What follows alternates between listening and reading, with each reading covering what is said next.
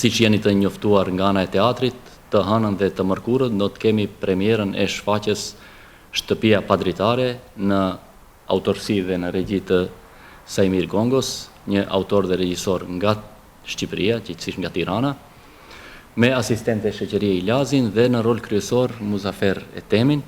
Unë kam një rol shumë të vogël në shfaqje, prandaj nuk dua t'ju marr kohë regjisorit dhe kolegëve, të cilët mendoj se do ta shpalosin më mirë projektin. Ka qenë një eksperiencë shumë e bukur në ratë parë në pikpamje njerëzore, po edhe në atë profesionale.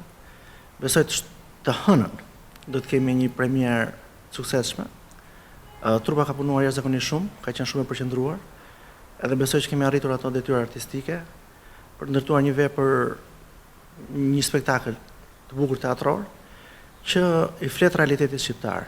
Në bindjen tonë është e rëndësishme që të kemi pjesë të cilat sot i flasin aktualitetit edhe që përcjellin një mendim mbi realitetin shoqëror, mbi situatën në të cilën jetojmë. Para së gjithash dua të them qytetarëve të Tetovës, sidomos adhuruesve të teatrit, faleminderit jo për këtë shfaqje që e di që do vini, po për të gjitha shfaqjet që ne japim. Kemi një publik të mrekullueshëm, faleminderit 200 herë.